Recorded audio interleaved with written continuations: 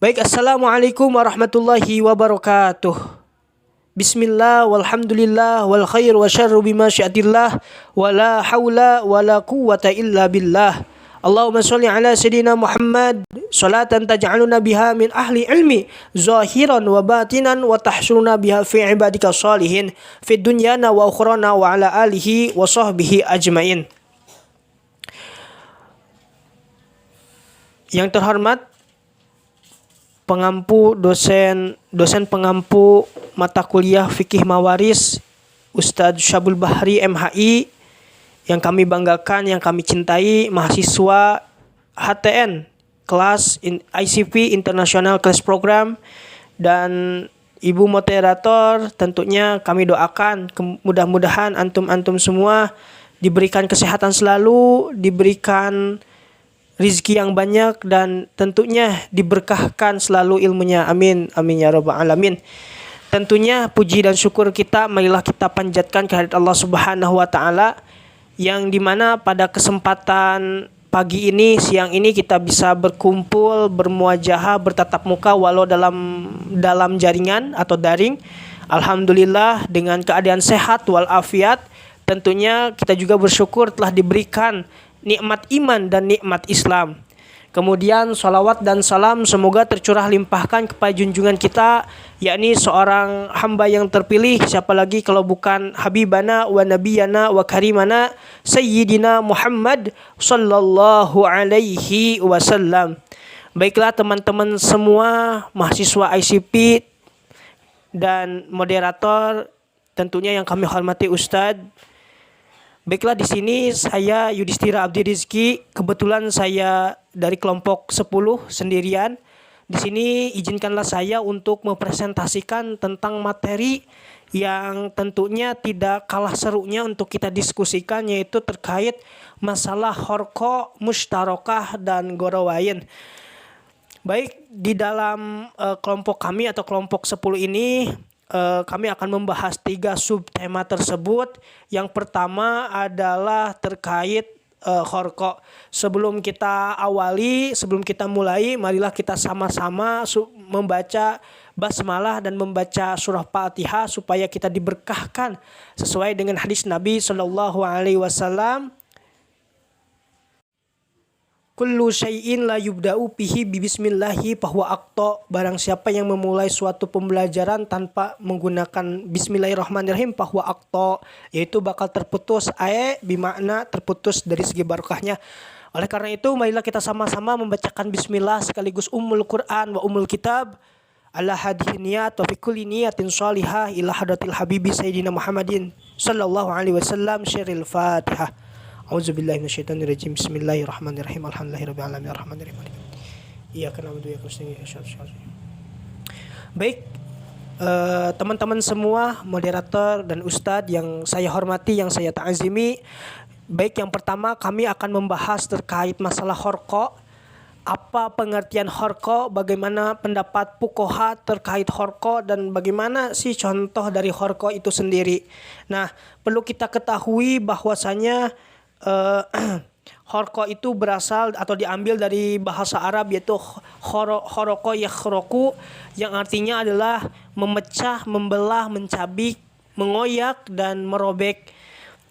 Sedangkan kata horko ini kalau secara istilah ini adalah suatu masalah khusus atau istimewa, yang dimana di dalam masalah faraid atau masalah mawaris, ahli warisnya itu terdiri dari ibu, kakek, dan 1 saudara perempuan kandung.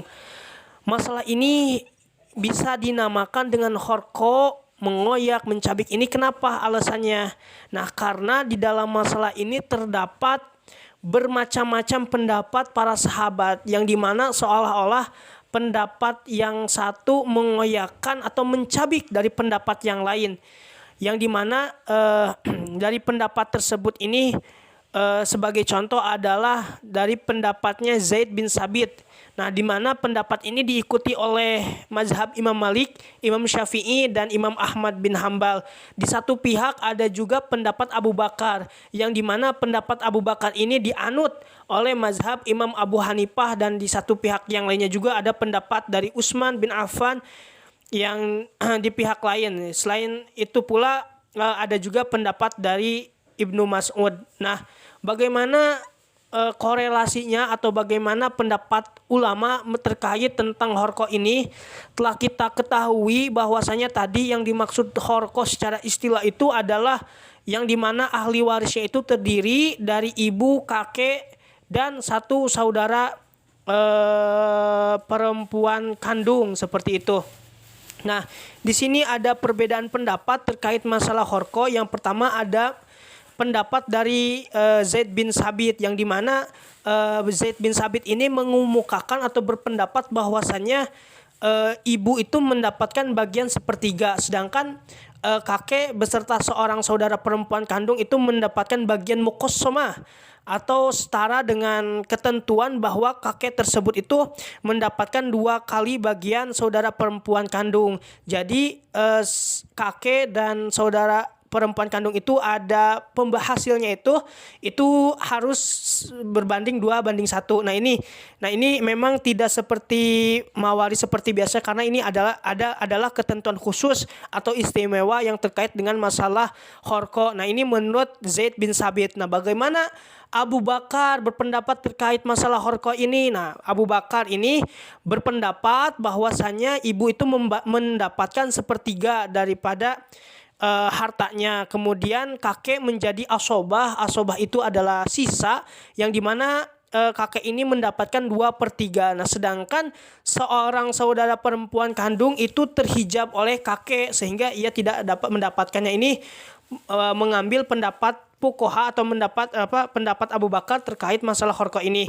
Nah, pendapat yang lainnya yaitu menurut pendapat Utsman bin Affan. Nah, bagaimana pendapat dari Utsman bin Affan? Utsman bin Affan ini membagi rata semuanya, baik itu ibu, kemudian kakek, kemudian saudara perempuan ini menjadi sepertiga semuanya. Jadi ibu mendapatkan 1 bagian. Kemudian begitu juga kakek mendapatkan 1 bagian dari 1/3. Kemudian masing-masing dari seorang saudara perempuan kandung ini juga mendapatkan 1 bagian, yaitu 1/3 dari 3 gitu ya. Kemudian pendapat lainnya dari pendapat Ali bin Abi Thalib, yang memang juga mengemukakan tentang horko ini, bahwasanya ibu itu mendapat sepertiga bagian, kemudian perempuan mendapat setengah bagian, kemudian kakek mendapat 1/6 bagian. Kemudian pendapat yang terakhir di sini yaitu pendapat dari Ibnu Mas'ud. Bagaimana pendapat dari Ibnu Mas'ud? Nah, Ibnu Mas'ud ini bahwasanya seorang saudara atau saudari perempuan ini, perempuan kandung ini mendapatkan setengah, sedangkan kakek dan ibu masing-masing itu mendapatkan 1/2 dari sisa, yaitu setelah dikeluarkan bagian dari perempuan itu. Dengan demikian ibu itu mendapat 1/4 dan kakek mendapat 1/4 gitu, atau separuh dari 1/2, yakni setelah dikeluarkannya bagian seorang dari perempuan sebanyak 1/2. Nah, selanjutnya adalah terkait contoh tentang horko ini. Nah, kita mengambil contoh atau membuat contoh apabila ada seorang yang meninggal, kemudian dia mempunyai ahli waris terdiri dari ibu, kakek, dan 1 saudari perempuan kandung, sedangkan harta yang ditinggalkannya itu adalah 90 juta. Nah, berapakah masing-masing ahli waris mendapatkan harta tersebut? Nah, ini jadi ketika kita menyelesaikan permasalahan horko, berarti ada beberapa pendapat. Dalam ini kami mengutipnya ada 6 pendapat. Nah, kita mengambil pendapat yang pertama, yaitu pendapat Zaid bin Sabit, yang dimana ibu itu menjadi tadi 1/3, kemudian dikali 90 juta menjadi 30 juta. Nah, kakek itu menjadi asobah atau sisa, tapi kakek dan 1 saudari kandung ini harus muqassamah. Muqassamah itu maksudnya ada perbandingan. Berapa perbandingannya? Itu adalah 1:2 gitu. 1:2. Maaf salah. Tapi 2:1 gitu. Jadi lebih banyak yang mendapatkan itu adalah si kakek itu sendiri, seperti itu. Seperti yang sudah saya jelaskan sebelumnya. Baik. Selanjutnya yaitu menurut pendapat Abu Bakar. Abu Bakar ini tadi sudah dijelaskan bahwa ibu itu mendapatkan 1/3. Jadi 1/3 dikali 90 juta berapa? Yaitu 30 juta. Kemudian kakek asobah. Nah, dari 90 juta dikurangi 30 berapa? 60 juta. Sedangkan pendapat Abu Bakar ini menyatakan bahwa satu saudari itu mahjub, sehingga totalnya adalah yang terbesar mendapatkan ahli waris itu adalah mendapatkan harta waris itu adalah kakek, seperti itu.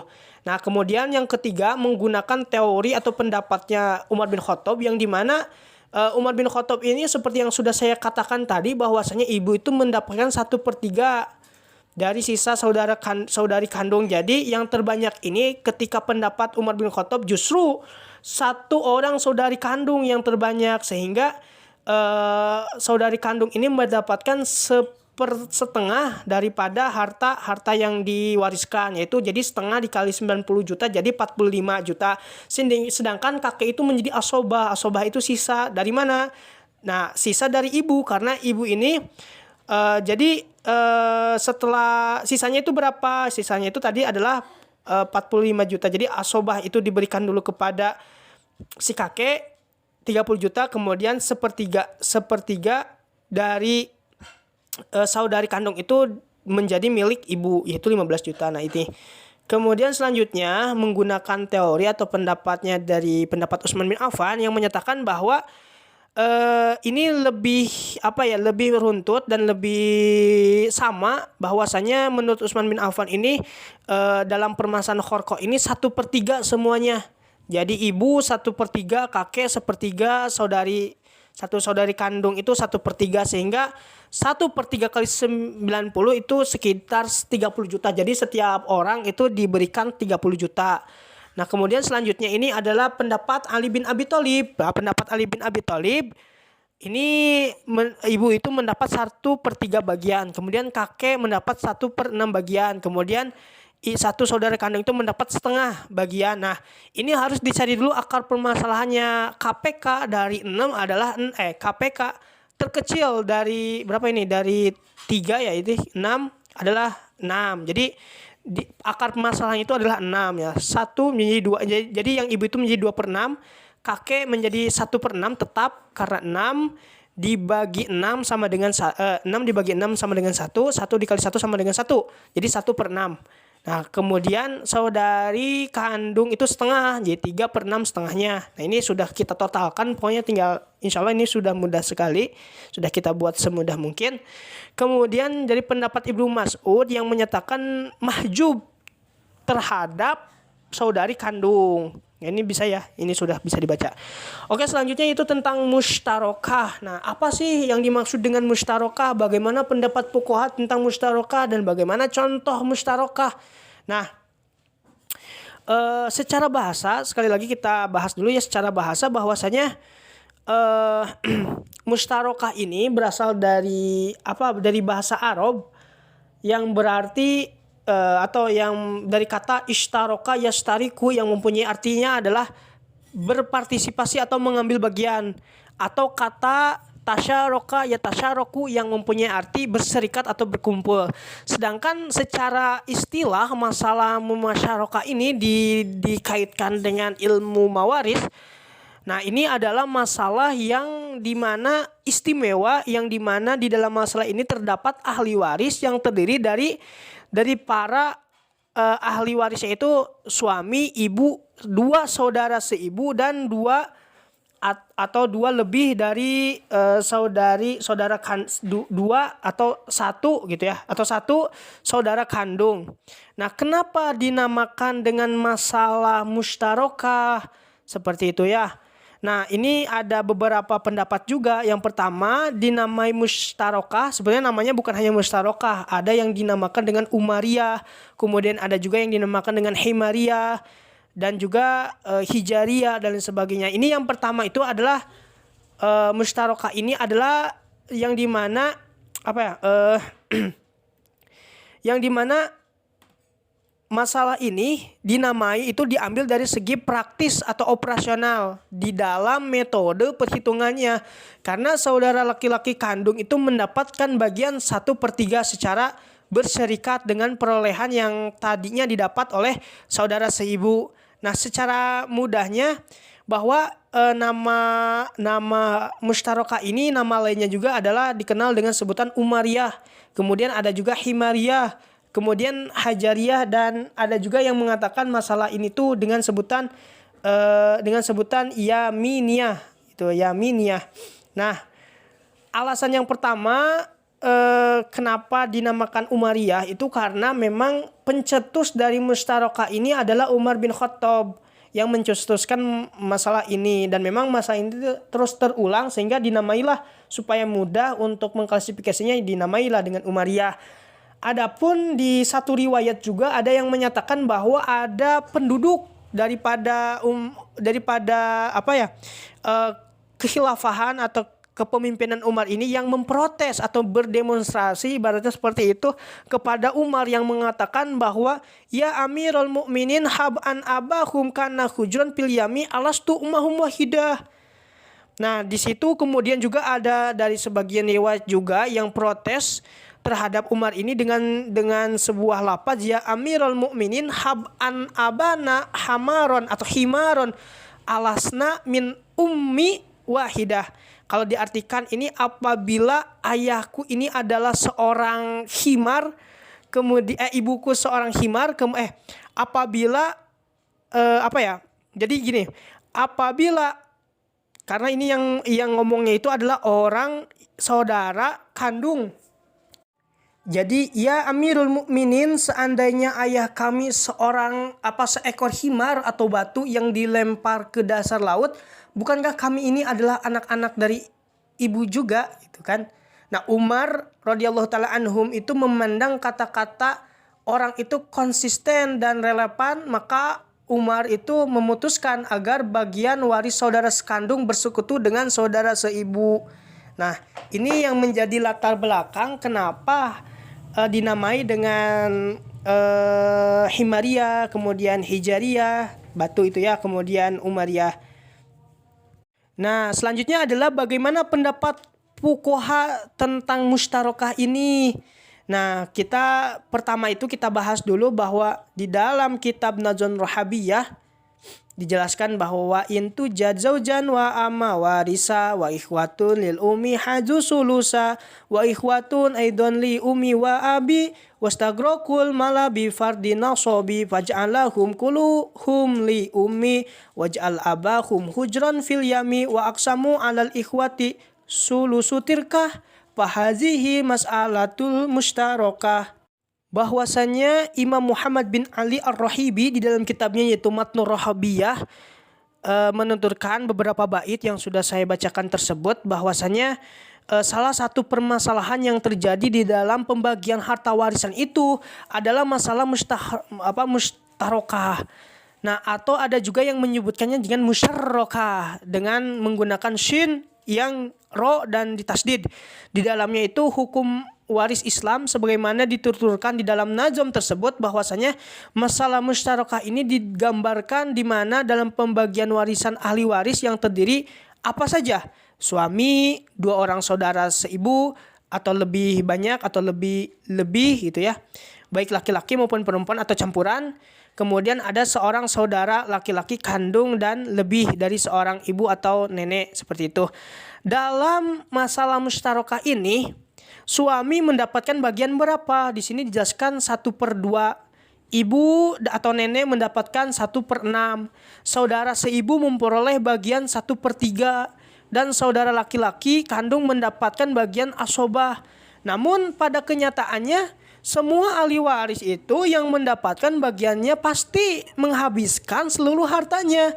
Sehingga di sini ada sedikit kasihan terhadap laki-laki sekandung.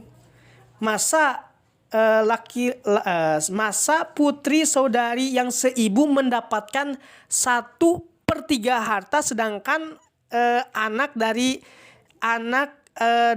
kandung ini tidak mendapatkan. Akhirnya inilah disebutkan masalah istimewa. Nah, dengan kasus mustarikah ini atau mustarokah ini, saudara laki-laki kandung yang berstatus sebagai asoba ini kan tidak mendapatkan apa-apa lantaran sudah habis tadi diambil oleh waris kelompok yang ashabul furudnya yang tadi. Nah, yang demikian itu mengundang apa? Memicu perbedaan pendapat di kalangan sahabat atau tabi'in dan imam mujtahid. Dalam masa mustarokah ini ternyata ada dua kubu pendapat yang masyhur dalam membagi hak waris. Nah, yang pertama itu ada pendapat Abu Bakar, kemudian Ali bin Abi Thalib, Ibnu Abbas, Ubay bin Ka'ab, Abu Musa al-Asy'ari, dan diikuti oleh Imam Ahmad, Imam Abu Hanifah, Imam Abu Dawud, dan fuqaha yang lainnya berpendapat bahwa saudara kandung gugur demi mengikuti kaidah seperti itu. Jadi tidak bisa mendapatkan. Sedangkan pendapat Zaid bin Sabit, Utsman bin Affan, Ibnu Mas'ud berpendapat bahwa saudara laki-laki kandung mendapatkan bagian 1/3 harta bersama dengan saudara seibu. Pendapat ini kemudian diikuti pula oleh siapa? Oleh Imam Malik, kemudian oleh Imam Syafi'i. Nah, kemudian Umar pun pada akhirnya keputusannya berpegang pada pendapat kedua ini. Pendapat inilah yang kuat dan berlaku pada mahkamah syariah atau di dalam pengadilan agama seperti itu. Perlu diketahui bahwa syarat dari mustarokah ini tidak boleh tidak. Itu harus yang pertama ada suami, kemudian ada ibu, kemudian ada 2/3 dua orang saudara seibu ya. Baik itu laki-laki atau perempuan atau campuran lah terserah gitu ya. Kemudian ada satu atau lebih saudara laki-laki kandung atau campur antara laki-laki dan perempuan. Nah, itu menjadi syarat untuk menjadi ketentuan khusus ini untuk mustarokah ini. Berapa bagiannya? Tadi sudah disebutkan. Bagian suami mendapatkan setengah, bagian ibu mendapatkan 1/6, bagian bagi dua orang saudara seibu mendapatkan 1/3. Nah, kan itu secara perhitungan biasa, tapi di dalam kasus mustarokah ini pembagian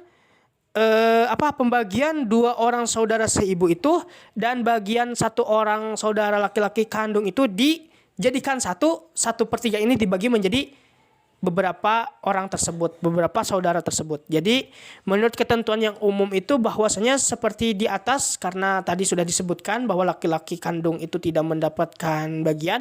Nah, kalau dalam masalah mustarokah ini justru diberikan pembagiannya itu sama dengan saudara seibu seperti itu ya. Nah, seperti itu. Nah, ini ada contohnya, bisa dibaca mungkin ya. Ini contohnya, ini cara biasanya seperti apa. Nah, ini cara mustarokahnya seperti ini, bahwasanya intinya itu di sini nih. Dari saudara laki-laki perempuan ini dijadikan menjadi satu. Jadi 1/3 ini dibagi menjadi anak-anaknya, yaitu saudara laki-laki seibu dan saudara yang sekandung itu. Nah, itu mungkin untuk pembahasan mustarokah. Mohon maaf ya karena waktunya sudah mepet. Saya lanjut lagi ke pembahasan yang terakhir, yaitu masalah gorowain. Nah, apa yang dimaksud dengan gorowain secara bahasa itu goro ya guru, yaitu artinya itu tipuan atau bisa juga bintang cemerlang. Karena memang Umar bin Khattab ini memberikan usulan tentang goro ini sangat-sangat gemilang gitu ya. Karena di sini juga kata Syekh Syihabuddin Ar-Romli yang menyebutkan bahwasanya ada juga yang menyebut dengan gori batain, karena masalah tersebut itu tidak ada yang menandinginya seperti itu. Nah, secara istilah masalah gorowain ini adalah masalah yang ahli warisnya terdiri dari apa saja? Suami, dua saudara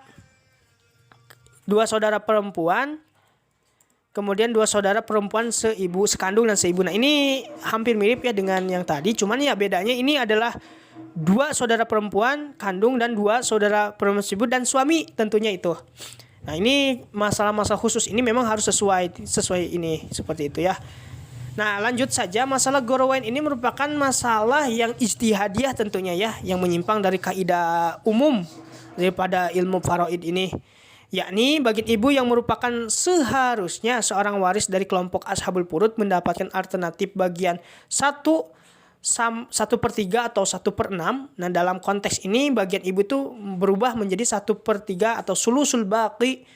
Hal ini terjadi dalam kasus kewarisan yang strukturnya terdiri dari apa saja? Ya, ini yang tadi, suami, ibu dan ayah, atau istri, ibu dan ayah pewaris dari dua kasus. Seperti itu.